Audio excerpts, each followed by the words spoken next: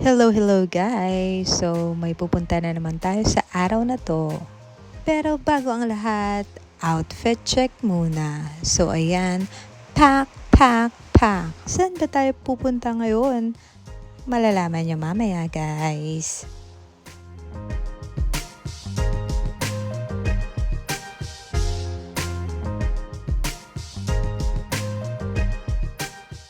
So, time check natin, it's 11:45. So, mamaya nga ay makikita natin ang ating mga kasama. So, bago yan, magdadrive muna tayo papunta sa Rosario at doon ang meet up natin. So, humiram muna tayo ng sasakyan guys. Thank you po sa nagpahiram. After 45 minutes na pagdadrive, andito na si Ma'am Riham. Na-miss kita ma'am. So ayun, at lumipat na tayo ng van at tayo ay pupunta na sa Kapas Tarlac at andito na nga tayo guys. Siguro alam nyo na kung saan kami pupunta no. Andito na nga lahat ng mag-hike para sa briefing na magaganap. Ayun at makikinig muna tayo kay Kuya.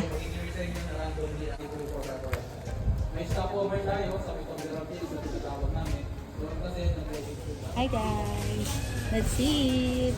After nga ng mabilisang breakfast namin ni Ma'am Riham, andito na tayo at nakasakay na sa 4x4 jeep. Ito yung sasakyan namin papunta sa Pinatubo, guys. Yes, you heard it right. Mount Pinatubo tayo pupunta. Excited na nga kami. Muntik pang hindi matuloy dahil merong super typhoon. Buti na lang talaga. Nakapag-down na nga kasi kami, kaya mahirap na, sayang ang binayad. Kaya kahit na ganito ang panahon, tinuloy talaga namin. At grabe, ang saya-saya ng adventure na to, guys. 6 nga lang kami sa grupo namin na magkakasama. From Baguio pa lahat ng kasama ko, guys. Ang dami naming kasabayan dyan, kaya napakadaming 4x4 jeep na makakita dyan. So, alam nyo, ang sakit talaga din ng katawan ko. At syempre yung ulo ko kasi parang naaalog lahat. Nasusuka na ako that time. Pero syempre, tuloy ang ligaya. So, 2.5 kilometers nga ang tinakbo ng 4x4 jeep na yan. At siguro mga 1.5 hours din ang binahe namin. First stop sa picture taking natin ay sa Toblerone. Ayan na at mag-instruction si Ma'am Riham kay kuyang photographer. Makita yung data. Pakinggan natin. Tapos, punta ka sa likod namin, kuya. And then, videohan ka mong lalakad doon. Okay na kaya? May naispatan pa kaming baboy dito. So, ang dami niyan dyan. Nakatali lang sa gilid-gilid. Tumakbo na yung baboy, ayaw atang magpa-video sa amin. Ayan, at nag-start na nga kami sa trekking namin guys. So, naiwan na doon si kuya na nagda-drive doon sa 4x4.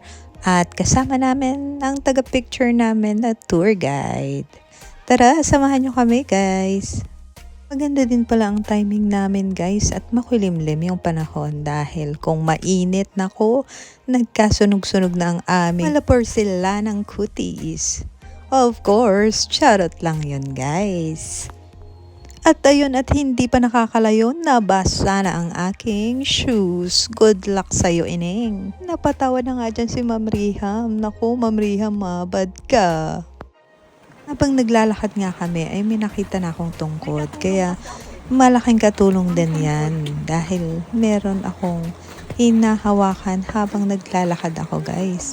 Ang tawag ko nga dyan ay tungkod ni Imaw. Mahal din yan pag bibilhin sa mga Aita guys. Kaya thank you po kung sino man ang nakaiwan nito. Alam nyo, last na labas pa namin ni Ma'am Riham, ang aking travel buddy ay nung 2023 pa nung pinuntahan namin si Ma'am Tetel sa may Puerto Galera. Madami na nga kaming naabutan dito sa taas guys. Lapit na nga kami dyan at tignan nyo naman ang lola nyo. Talagang hingal na ako dyan. Wala naman kasi akong paghahanda before the trekking guys. pero thank you at I survived. At after nga ng isa't kalahating oras paglalakad, Viola, andito na tayo sa taas, guys! Thank you, Lord! So, antayin lang natin at magpapapicture din kami, kaya nakaabang kami dyan.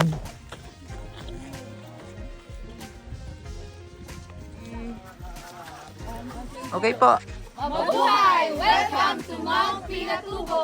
Yay! Para lalong sumaya ang travel natin, guys, syempre gumawa kami ng video para pang reels at pang TikTok natin. Ayan, sige Ma'am Army, turuan mo pa kami. Ang galing-galing eh. Sana lang magkasabay-sabay sa video namin talaga.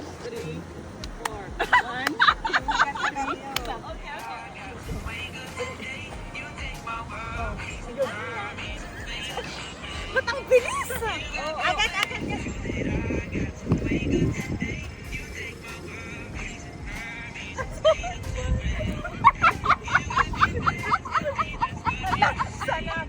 So yun ang kaganapan sa ating travel sa Mount Pinatubo. Sana nag-enjoy kayo, guys, kasi kami super duper enjoy namin at sana meron pang mga susunod na travel with them.